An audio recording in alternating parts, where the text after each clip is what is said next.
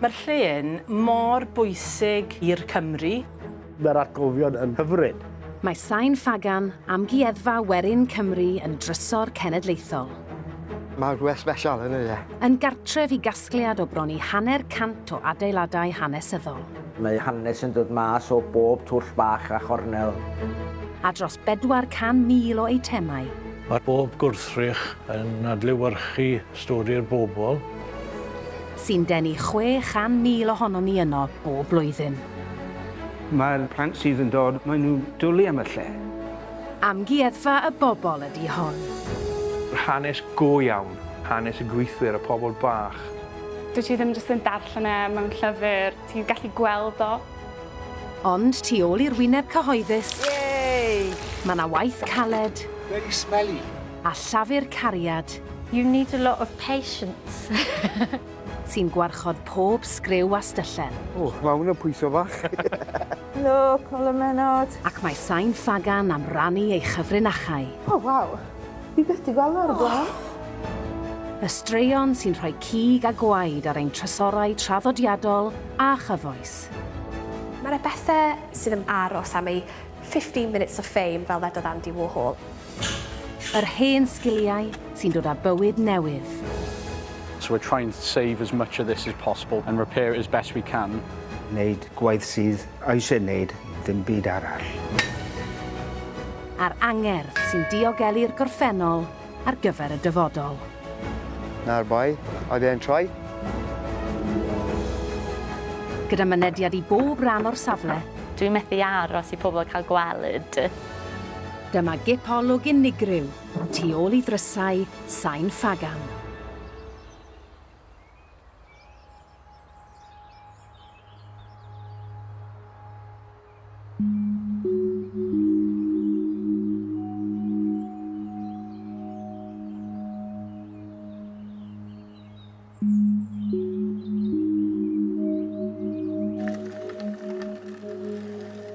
Nes i dechrau gweithio fan hyn ym mis Awst 1988, wythnos ar ôl Steddfod Porthmadog. Fi wedi cael cyfle i cadw crefft i fynd, o troi y glân, amrwd i'r dafes, o lliwo, cardo, popeth o'r dechrau diwedd. Unig job dwi ddim yn neud fi'n nhw cnifio defed. Meddwl mae pobl sy'n bod fan hyn yn gorffennol. Weithio meddwl bydd yn neis jyst mynd nôl mewn amser tadus rhywbeth a siarad yn nhw. Chyma, fel oedd y pethau nhw. Wel, y mam yn gwaith hanne. Gwaith socs i mrawd, a gwaith hanne i fi. Ac wrth gwrs yr adeg hynny o ddeudegal, o'r hen ffactri Esgemol. O'n i'n cael dipyn o wlan gyda'r mistir, gwlan gwyn, a'i liwo fe wedyn, dyna'r gwlan gorau. Ac oedd y sanau'n eithriadol, para byth.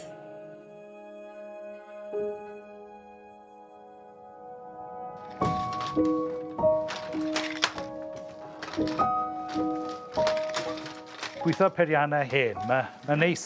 Nhw'n gweithio'n well na pethau modern weithiau. Pethau modern ond yn para 5 munud.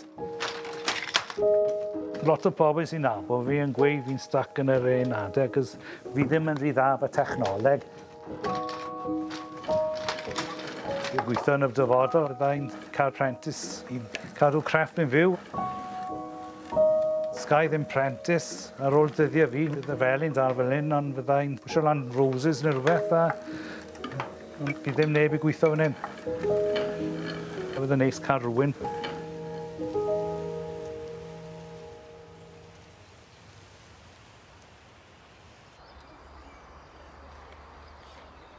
Mae'r gerddi wrth y castell yng nghalon safle Sain Ffagan. Mae yna 10 erw o erddi ffurfiol gyda themau penodol yn cynnwys yr ardd Rosynau a'r ardd Fictorianaidd.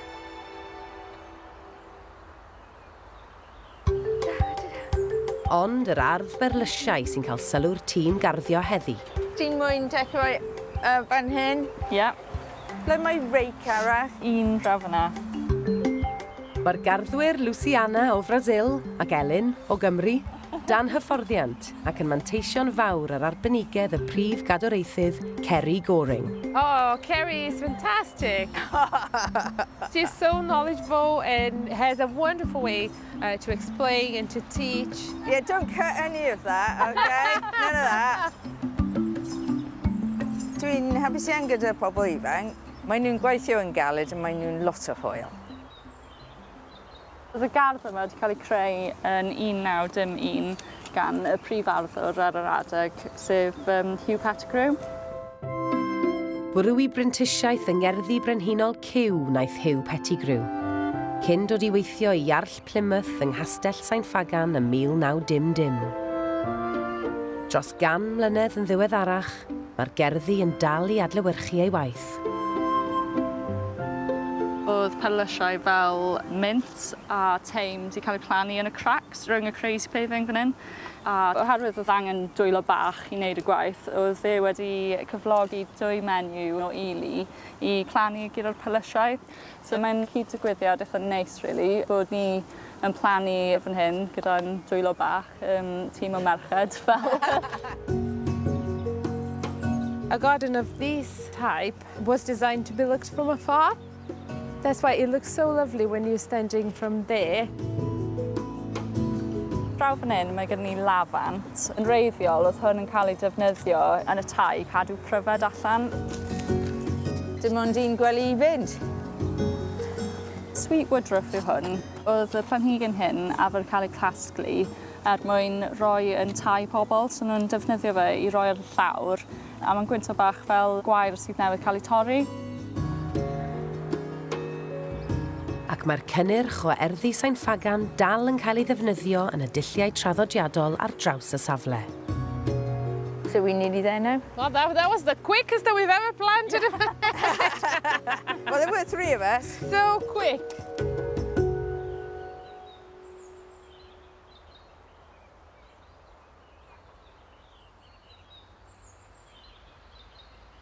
Law yn llaw gyda'r gwaith o gynnal a chadw'r hen adeiladau.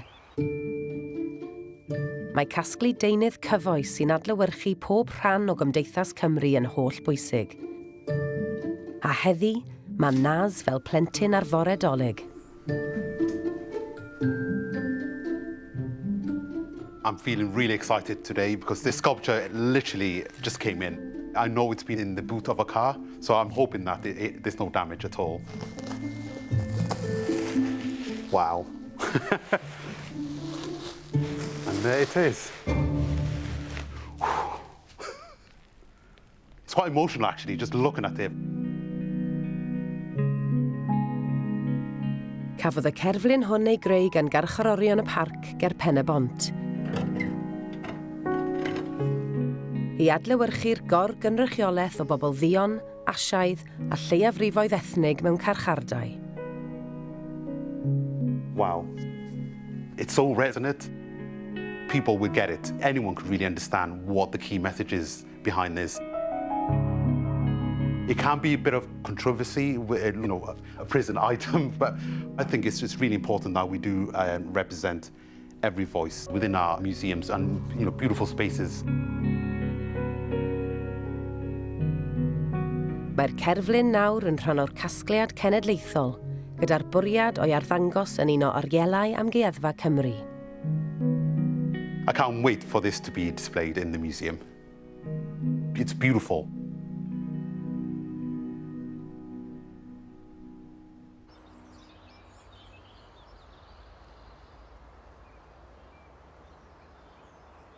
Mae llafur caled y tîm garddio ar fin dwyn ffrwyth ar gyfer un o brif adeiladau'r safle. Wedi rhywfaint o waith cyneuafu, mae Ceri wedi dod i ffermdy Kennixton gyda thîm cadwraeth, a llond tŷ o berlysiau ar gyfer techneg oesol o lanhau. We just need to scatter the herbs over the floor. This is a sort of 18th century technique, but it probably goes back much earlier. So nawr, y cam nesaf yw stampio ar y perlysiau. We find that the twist is the best. Brilliant. Mae'r olew naturiol yn y perlysiau yn glanhau'r baw ac yn bwydo'r pren. tra bod yr aroglau cryf yn rhoi ffresni i'r air yn y tŷ. Mae'n plewr o hwyl, dwi ddim yn disgwyl. Mwynhau fy hi cymaint. Amazing. Mae rygl yn hyfryd iawn. Mae'n braf i weld pelysiau dyn ni wedi tyfu yn cael o'i defnyddio yma yn Kennixton. Mae dan yma ddim cymaint o hwyl, dweud y gwir. Mae Claire yn edrych yn lan, mae rogl yn cryf, hyfryd iawn. Wrth fy modd y bore yma. So, G&T bach? Yay!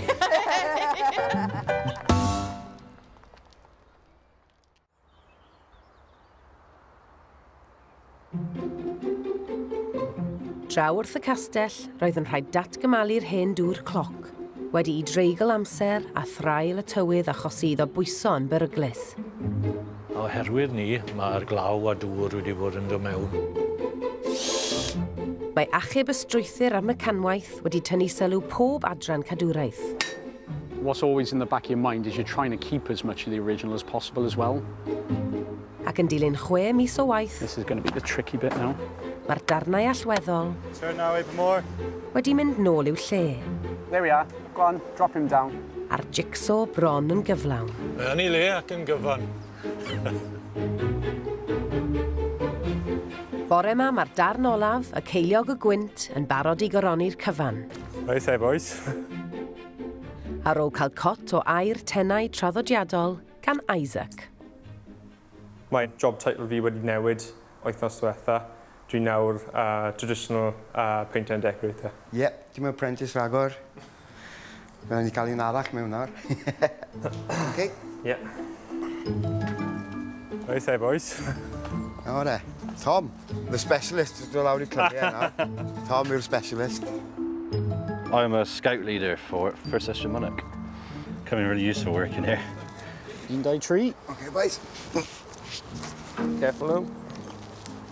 It's the Olympic torch of Sain Ffagan's.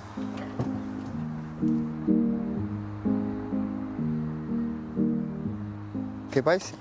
Right, to watch your bise. That looks good in position there, Joe. Dwi'n cael campus ar fy ffôn. Mae'n gogledd yna.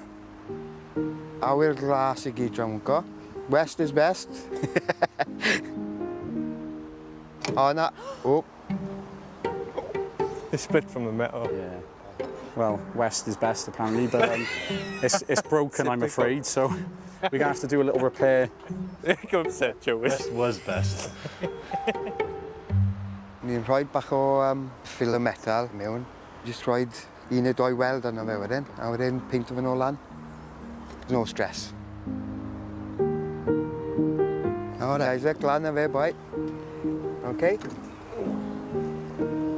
Na'r boi, oedd e'n troi. Symud fel y boi. Edrych yn wych. Dwi'n apus gyda gwaith. Dwi'n proud iawn.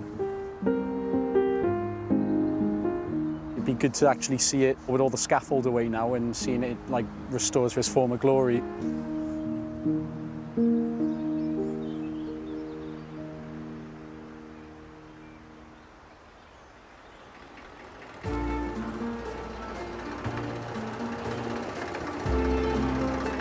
Y ddau beth sy'n rhoi'r dyleit mwyaf yn Brian y ffarmwr yw tractorau a hen bethau. Ac os ych chi'n cyfuno'r ddau, wel. Massey Ferguson 35X yma hon o 1963 ffyra. Mae'n un o'r diwetha o'r 35Xs. Rheinwedd y byti lle bod ni'n ifanc. Ni'n iwso I bach o bopeth. Amgueddfa I ni ynddo fe, a wedyn mae bobl yn licio gweld yr hen tractor. Ti'n mwy gyda'r tractor na'r tractors modern yma. Mae switches yn ei bopeth, CD player neu Bluetooth. Mae rhai o'n oed yn orwyn credu bod chi'n gallu cael y ffôn I weithio arno fe. Mae'n part o hanes ynddo fe. Dwi'n enjoyo iwso hon. Os bydde hon ddim ma, bydde ni ddim mor hapus. Rwy'n I byth yn gael gormod o tractors. A mae Brian yn hapus iawn heddi, wedi derbyn eitem arall i'r casgliad. Ar un amser, we rhyw 4 ar 10 o'n nhw da fi.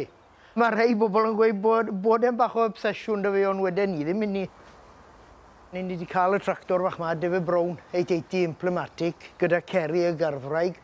A mae'n bach o waith eisiau wneud arni ddi nawr, fel chi'n gweld. Mae radiator yn gillwn, so mae eisiau dynnu'r mas nawr i weld allwn ni gael di ail-wneud rhywle. Mae Ceri yn dod bob nawr ac yn y man i weld siwt i ni yn dod mlaen ar tractor. Mae lot o ddileitau yndo fe, achos mae hi oedd wedi roed e i ni. Shmai, Brian! Hai, Ceri, ti'n iawn? Iawn, diolch. Wedi gweithio mas, mae rhwng 1964 a 65. Yr un oedran na fi? Mae'n henach na ti. Diolch, diolch. A'n iawn. Dwi'n meddwl bod y tractor yn llawn o cymeriad. Odi, mae'r hen bethau yma. Mae lot mwy o gymeriad iddyn nhw'n ar bethau modern, so mae eitha neis. So pryd wyt ti'n meddwl allwn ni'n gyriau? Good question. So wedi cael bach mwy o broblem na beth o'n i'n gobeithio, ond driwn ni gael i fynd o'r gynted y gallwn ni. So wedyn, cedi dreifo i gynta wedyn, Ceri.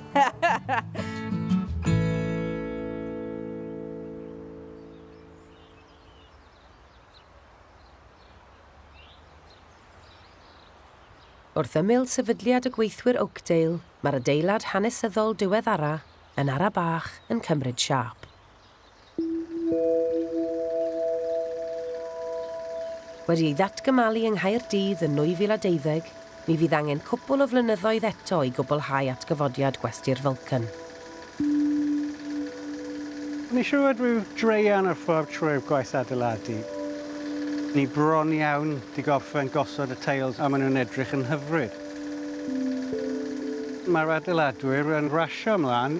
Ni di codi cefn llawr cyntaf yr adeilad a ni nawr yn cychwyn ar blaen yr adeilad. Rwy'n blaen yr adeilad, mae brics melyn yn cael ei ddefnyddio. Felly bydd y ffasad yn eitha lliwgar, bydd yn coch a melyn ar ben y tiles gwyrdd a brown. Dwi wedi bod yn brysur yn hel gwybodaeth o'r cyhoedd. A ni wedi casglu llwyth o bethau da. Mae dyn ni lun o Llywelyn y Margaret Rees. Ganwyd Llywelyn yn 1899, ac erbyn i fe fod yn 12 oed, oedd yn gweithio dan ddeiar yn y pyllau glo. A wedyn rhwng 1939 ac 1941, fe wraig oedd yn rhedeg y Vulcan.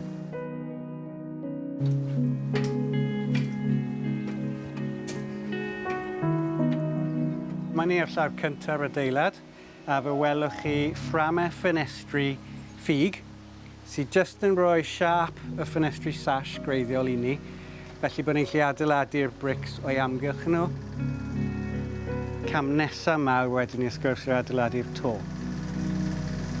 The ideal plan was to get all that done by winter, but I'm afraid the tiles have been holding us up, so we're behind by about 2 or 3 months now. We're hoping to get the back annex, the roof on that, before winter sets in. Mae broses hir, llwyth o waith i wneud. Well, they've given us a 2023. That's the completion. But it's okay, we're getting there, you know. Wedyn bydd ni'n gwisgo'r adeilad a wedyn bydd e'r agor i'r cyhoedd a bydd e'n hyfryd gallu eu gweld nhw yn cael diod yma a gobeithio ymuno nhw. Ond wrth gwrs mae'r gwaith yn cario ymlaen, mae dyn ni 2 adeilad arall i godi ar ôl hwn. A'r un nesaf yw swyddfa heddlu Ffynnon Taf. Bydd yn eistedd reit drws nesaf i'r dafarn.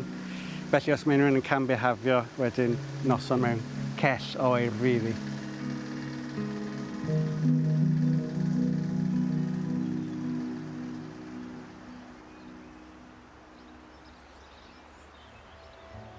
Dyw Brian Davies ddim yn un i dorri a ddewid. Mae wedi bod yn tincran a thrwsio fel bod Ceri'n cael cyfle i yrru'r hen David Brown unwaith eto.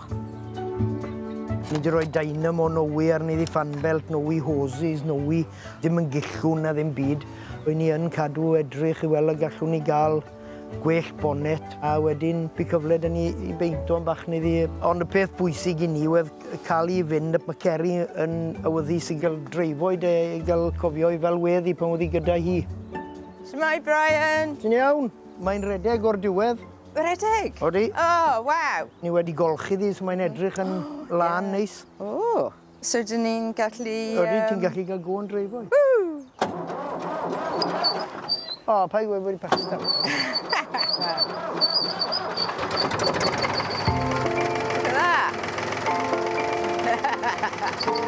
Greit. Mae'n greit i weld y tractor dod yn ôl yn fyw, a nawr dwi'n mwyn test drive. O, dyna fe. Reit, off o ti. Na ti.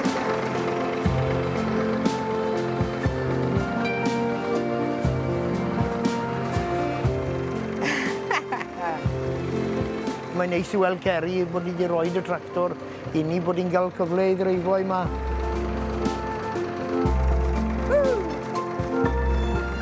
Now te, Brian, show me how it's done. Iawn.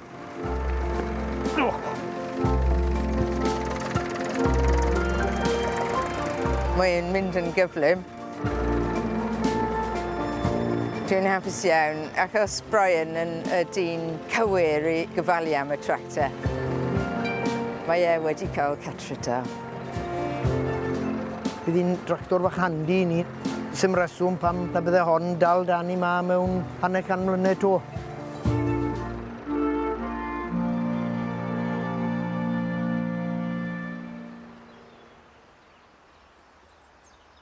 Tra bod llafur cariad Brian gyda'r hen tractor yn parhau, mae yna brosiect arall hir dymor wedi'i gwblhau. Ar ôl dros 6 mis o guddio tu ôl i'w fframyn metal, o'r diwedd mae'n bryd i'r Dwr y Cloc newydd sbon ddatgelu ei hun.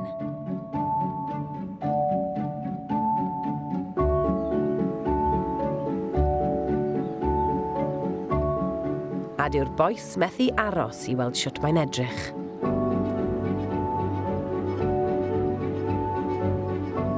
Rwy wedi gweld y tŵr yn llusgo mor hir, o'i mor falch i weld e nawr yn union syth.